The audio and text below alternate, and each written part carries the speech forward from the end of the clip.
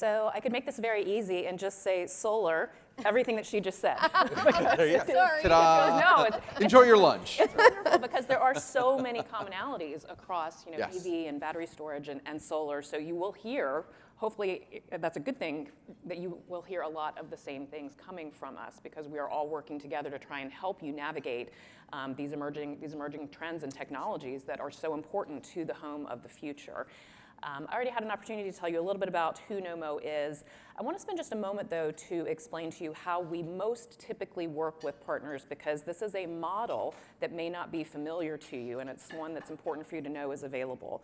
In the case of Nomo, what we most typically do is have partners, it could be a builder, it could be one of our security channel partners, sending leads over to our platform. From that point, we then take over the consumer experience, delivering either a virtual or an in-person, highly educated solar sales consultation, the solar installation, and then the financing, the warranties, and all of the service and support that is needed throughout that customer life cycle because we're talking about a 25 to 30 year life cycle for this customer. So this is not, some of the smart devices that are going into homes now have got a much shorter lifespan. So this really is changing the game, changing the conversation.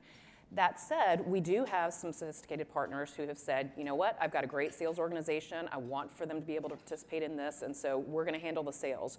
Or we've talked with some builders who say, you know what, I've already got a solar installer that I really trust and that does great work. That's fantastic. We can work with that model as well. So I mentioned this just again to make sure that as you start thinking about solar, to recognize that there are a number of different ways in which you can approach the space. Some of which put a lot more of the burden on you in terms of finding the right partners to work with, and others, such as the Nomo option, allow you to not have to take on that burden. But we recognize that there are lots of different ways to make it work for partners.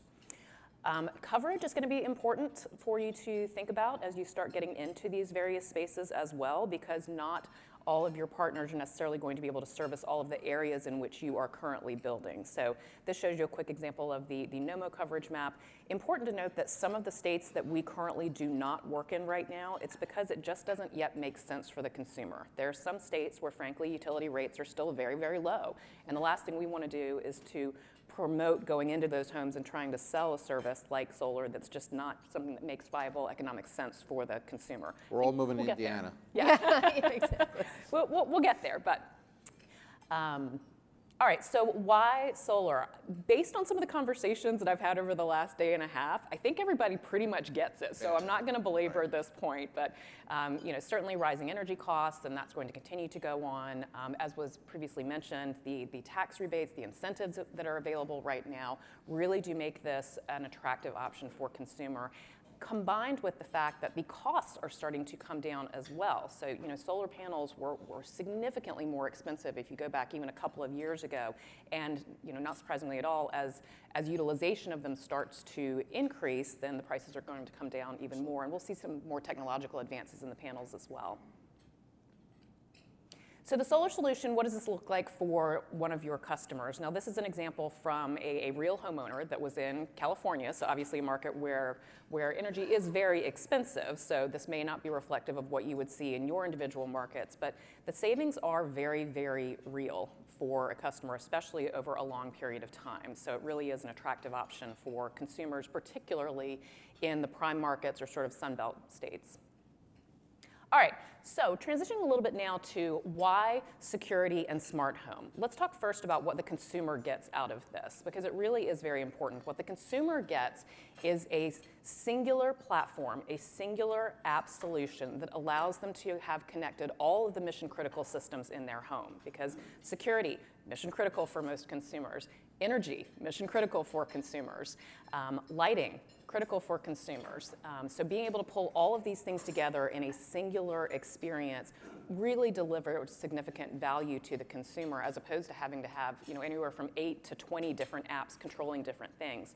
Very importantly as well, it allows for a choreographed experience for the consumer too, because if you've got all of these different apps and devices that aren't talking to one another, are you really increasing your efficiency, or are you really increasing the home's efficiency? The answer is no, you're not. So being able to have all of this work in concert together really starts to push us more towards that vision of having a truly energy efficient home that acts and reacts based on the information that it knows without the consumer having to go in every day and readjust things or make different decisions. So we're really excited about that. Now, why does this matter to the security provider? And why would they be interested in solar? Well, if you go back probably 15 years ago, most security providers were just selling security, and they've been selling residential security for decades, the same way, the same products, the same type of contracting. And then you had the dawn of some new smart services, so whether it was connected locks, connected lighting, thermostats, things like that, that became natural extensions to the security system. Why would the security partner not want to extend that to solar? It makes a ton of sense, and it provides the security partner the opportunity to go in and not just think about having a customer for a 3 to 5 year lifespan, but now you're talking about 25 years or more. And if you look at the solar contract and what that looks like, the price points are very different than most smart home. And so you're able to bundle in a lot more in the way of smart home components potentially for very few additional dollars on that monthly payment when, again, you're stretching it over 25 years. So it really does become something very attractive for the security partner. All right, so turning to builders a little bit, one of the questions that we've had, I think probably all of us have had over the last couple of days and will continue to have is, this all sounds great, I need to do it. Maybe it doesn't sound great, maybe you just know you need to do it competitively, but how do you get started? What do you do?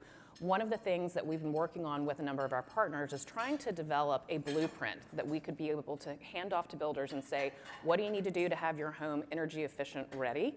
These are the things that you need to do. And what we've developed in working with some partners is it's roughly about a $600 to $800 cost, depending on the size of the home, depending on the jurisdiction where you may be.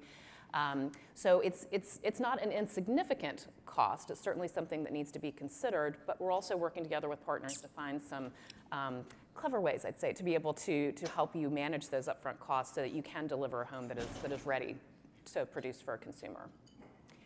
Very briefly, one of the other benefits to you as a builder in potentially thinking about smart home and solar is that you're able to reduce your net operating expenses with pre-closed services. So imagine a scenario, for example, where you're able to very easily control all of the thermostats and the lighting on your homes in a particular development before move-in, right? So that you're not heating a home up to 72 degrees in the middle of winter when nobody's actually walking in there for a 10-day period. Just doesn't make any sense at all. So some really exciting options for you there as well. And then lastly, just a quick look at what would implementation potentially look like for something like solar, some of the different energy saving opportunities that exist. So pre-close, what we typically recommend is that you're using your own subs to be able to, or existing subs to be able to implement some of these different smart home devices and really getting the solar, EV, and battery ready elements into the home. Then pre-close, you might also be working with a smart home security provider who can come in and install that security panel, which allows a lot of those devices to start being able to talk to one another and create a great experience for the consumer. Then post-close, in a lot of scenarios, you will have the smart home services provider or security provider come in, provide that truly white glove, highly consultative experience for the consumer, and can do some upselling while they're there, potentially to video doorbells are obviously very popular right now. And if solar and EV and battery have not been installed pre-closed, those are opportunities for those to be upsold as well. And then post-close, I think probably very importantly for everyone, if you are working with a platform type of solution, you've got that smart home provider who has come into the home and really now takes over that relationship with the consumer so that you don't have to worry about getting the phone calls 6 months down the road about why isn't this thing working. You're going to have a partner on the security side or the smart home side who can do that for you. Excellent. Well, Ann, thank you for some great information.